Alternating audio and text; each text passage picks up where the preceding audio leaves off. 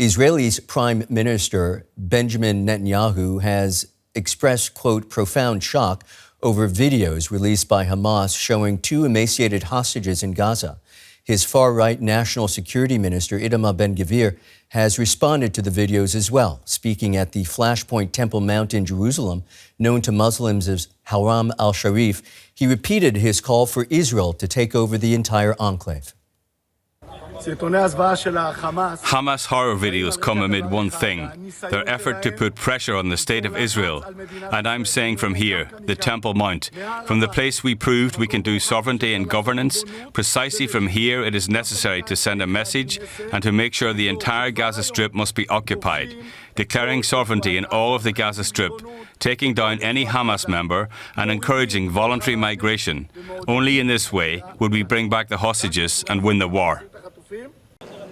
Let's get reaction now from Mairav Zonszein, senior analyst on Israel-Palestine for the International Crisis Group.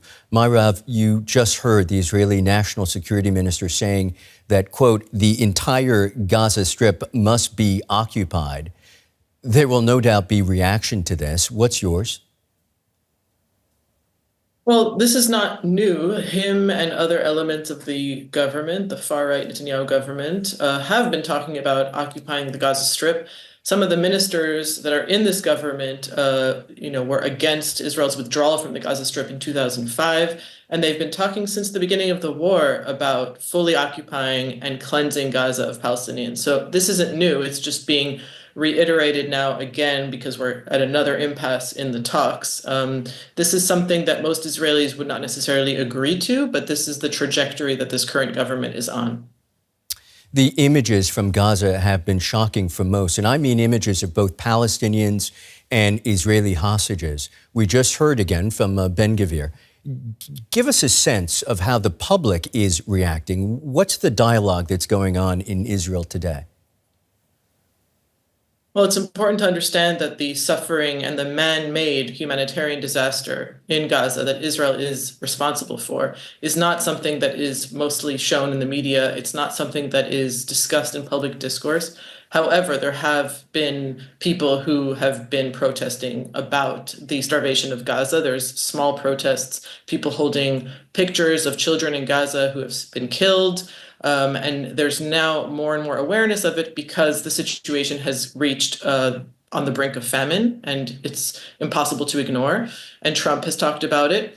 And we've seen that Israel's effort to kind of re-engineer the way aid is distributed has failed, and it has basically done an experiment in calibrated deprivation of aid and frozen aid over the course of this war. And so Israelis are aware of that. And you have also increasing levels of Israeli human rights groups talking about that there is a genocide going on in Gaza. And so the discourse is starting to shift. However, the official Israeli government line is still very much that there isn't a major starvation problem in Gaza. And even many Israelis who would say that there is hunger in Gaza are still blaming Hamas and will not take responsibility. You just made reference to something that I think many of our viewers will find interesting. Our network, along with many others, tries its best to inform viewers about the situation in Gaza. And in doing so, we often reveal distressing images of Palestinians literally trying to survive.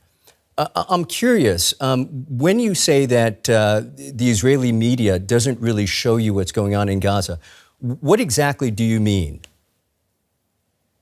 The Israeli media, unfortunately, over the course of the last 2 decades, and especially in the last few years, has become largely an arm of the Israeli government and the kind of PR industry that Israel works very, very hard on engineering and on controlling. And, Israelis are not dumb. They have internet. Some of them know very well what's going on. But the way in which the media and the TV screens and what people hear on the evening news and the commentators and the military analysts and all the people that fill the Israeli info zone, Israelis are basically being told that there's, hunger in Gaza, but that it's not our fault and that it's Hamas's fault.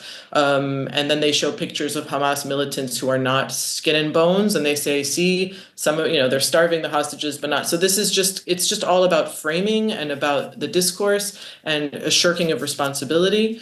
And this is years of dehumanization of Palestinians, So not Mairav, just in Gaza, but in the West Bank and in so, Jerusalem as well. Yeah. So Mairav, just very quickly, because we're out of time, when you say that they say that there's some people in Gaza who are not getting enough nutrition, not getting food, do you actually see images of starving Palestinians? Is that something you will not find on Israeli media?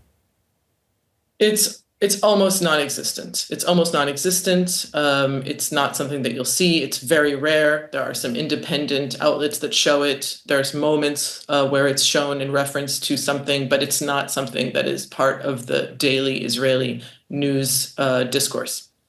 Got it. That's Mairav Zonszein, senior analyst on Israel-Palestine for the International Crisis Group. Many thanks. Thanks.